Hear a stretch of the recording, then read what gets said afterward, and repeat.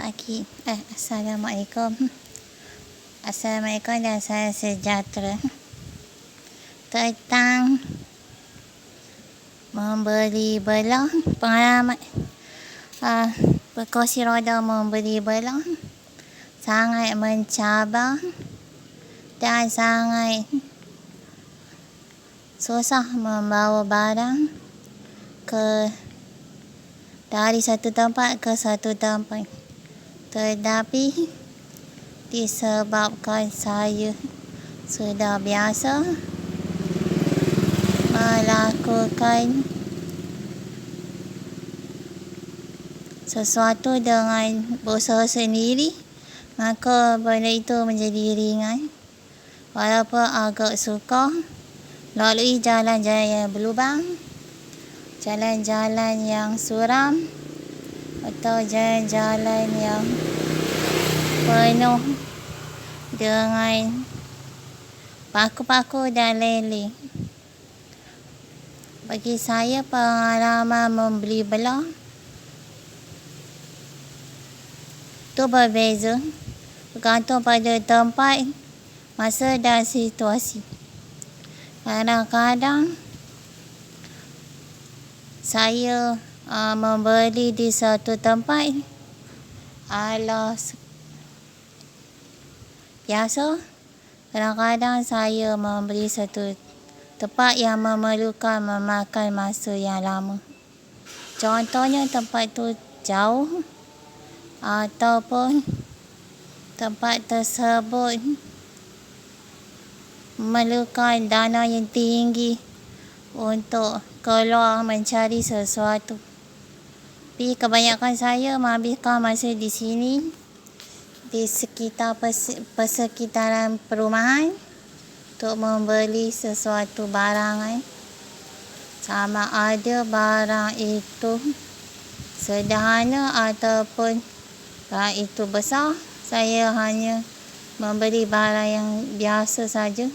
Makanan dan lain-lain. Tidak membeli barang yang terlalu besar kerana itu sangat menyukarkan. Tapi kadang-kadang saya terpaksa angkut banyak barang makanan walaupun jarak dari rumah ke tempat pembelian tidak jauh, tapi memakan masa untuk sampai dan memakan masa untuk pulang. Definisi untuk membeli belah yang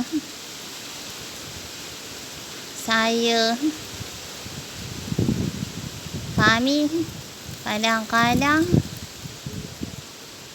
harga berbeza berbanding dengan satu tempat yang kita beli yang memerlukan dana yang besar. Bagi saya, untuk ke suatu tempat yang jauh memerlukan saya menyewa sesuatu kenderaan yang memakan kos tinggi. Jadi kadang-kadang saya hanya mampu membeli sedikit demi sedikit sekadar yang kurang di rumah. Tetapi kalau berkesempatan ke tempat lain, saya akan membeli lebih yang diperlukan agar tidak perlu ulang-alik ke kedai yang berdekatan supaya tidak penat. Kadang-kadang insan berkursi roda ni untuk ke suatu tempat cepat penat, cepat letih, dan kadang-kadang memerlukan tenaga lebih untuk ke suatu tempat. Macam saya, kalau saya ke hospital untuk urusan sesuatu, jadi saya jarak dari sini ke hospital agak jauh, tetapi kadang-kadang kepenatan itu tidak dinafikan. Jadi kadang-kadang saya cuba untuk kuatkan semangat untuk terus melakukan sesuatu tanpa bergantung dengan sesiapa pun. Dan kadang-kadang selepas saya ke hospital, saya akan ke tempat lain. Dalam satu masa, kadang-kadang saya ke tempat lain 2-3 tempat. Walaupun mungkin orang lain hanya berkereta, bermotosikal dan berbasikal, sedangkan saya berkursi roda. Agak penat.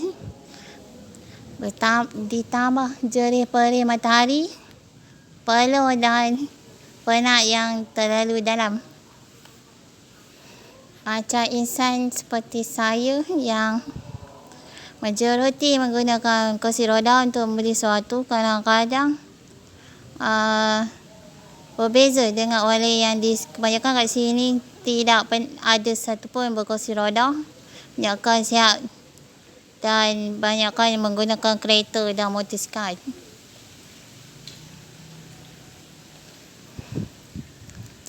Jika berpeluang ke pasaraya, saya akan membeli barang yang lebih mengikut pada apa yang diberikan, seperti yang disediakan untuk orang-orang yang memerlukan seperti saya, yang digunakan untuk keperluan dan kadang-kadang untuk penjagaan diri.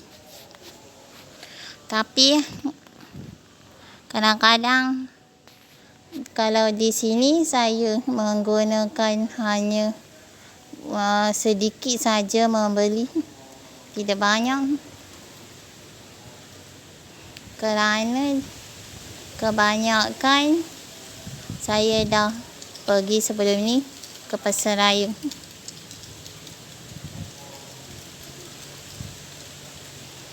Kadang-kadang keseronokan membeli belah ni seperti kita menenangkan fikiran, dapat mencari sesuatu barang yang kita harapkan dan kita memerlukan masa yang lama untuk mendapatkannya, iaitu tanpa kita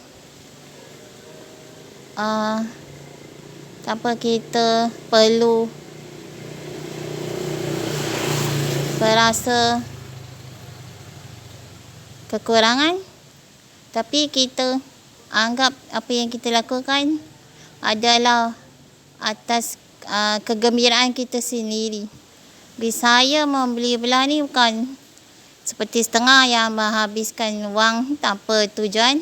Jadi saya menggunakan sebaik mungkin dan gunakan yang diperlukan dan kadang-kadang keinginan yang saya harapkan.